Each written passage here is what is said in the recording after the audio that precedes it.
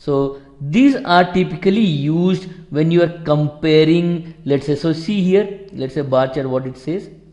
So use it when the values on the chart represent duration or when the category text is very long. Okay, this is when you use this bar chart, and this column chart when you use across values across categories by using vertical rectangle. So let's say suppose if you want to compare students, okay, let's say you have in year 2005 batch and then you have 2006 batch student. Let's say suppose some random number I am picking, let's say 15, then let's say 20 students, then let's say 3 students, or let's say 10 students, or let's say 5 students, then 5 students and 5 students. So these were the students you had in 2006. Let's say suppose we had, this was the number of students. Okay, so this is how we represent. Now what I want is I want to compare one year with the other.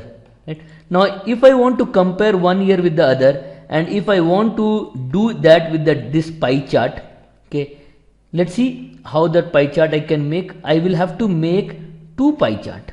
See, I have to make another pie chart and I will want to compare these two. Now these two are not, see, this is pie chart for let's say 2005 and this will be pie chart for 2006. Right? So we can make it, let's say, so here this will be for 2006. Right? So now what is happening is you are not actually comparing grade A versus grade A in year 2005 and 6. It is very difficult to compare. Let's say we make it normal chart. We make it like this. So it is very difficult to compare between 2005 and 6. That time the pie chart will not work. Right? It can work, but it's very difficult to compare. So that time what we can do is we can go for this column chart. Let's see how column chart we can add. See, what we'll do is we'll include the column charts.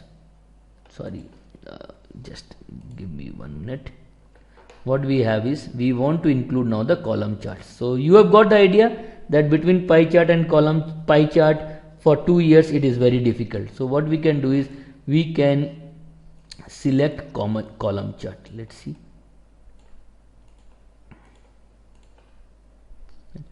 So you see here what we have is you are saying that grade A, okay, and here they have said series 1, series 2.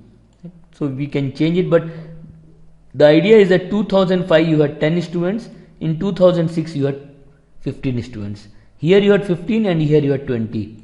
Then here you had 20 and then fall into 5, 3 to 5 and 2 to 5.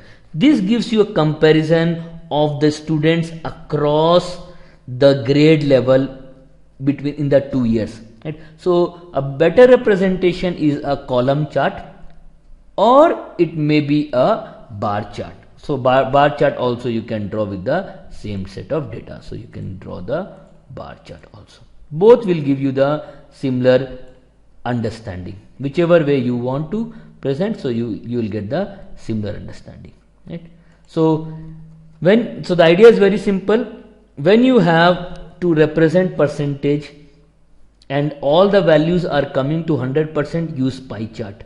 When you have to represent over periods for the same group of data, you use the bar chart or the column chart. Right? That is the way. So that was why my idea over here. So here what I wanted was I wanted to compare sales and profit of a company. Okay, so of a company, sale of a company across years.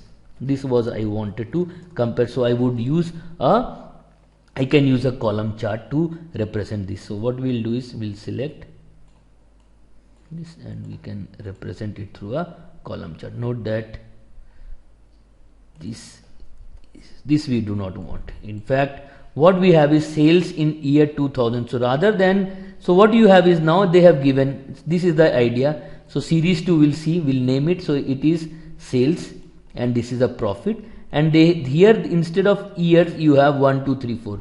What we should do is we should change it. We should change this.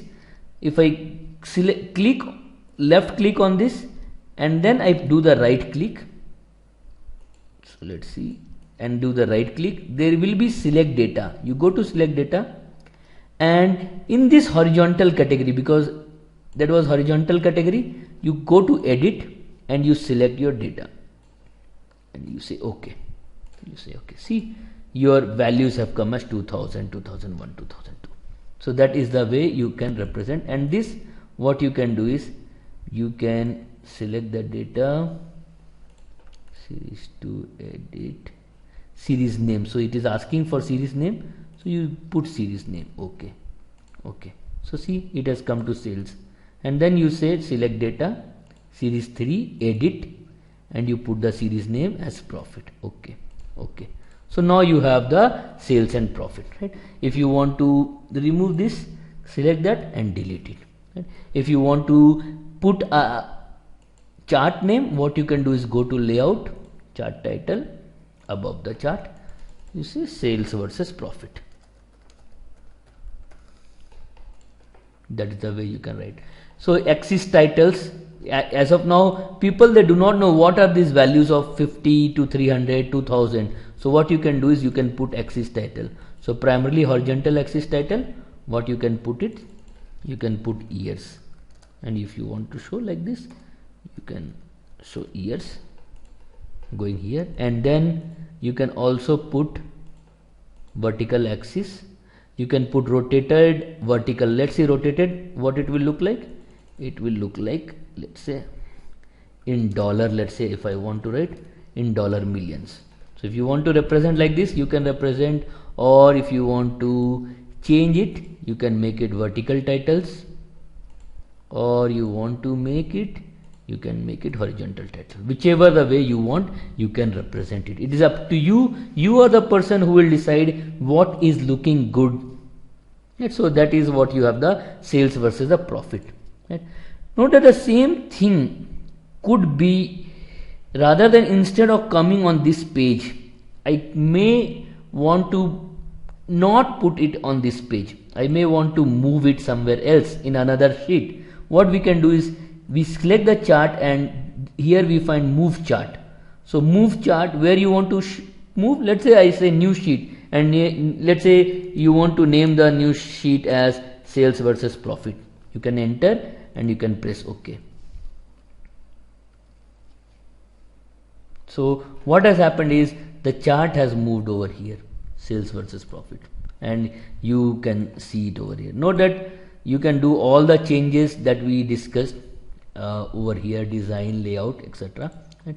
One of the thing that is there, like you may want to shorten this. Let's say it is 300. You may want to, let's say,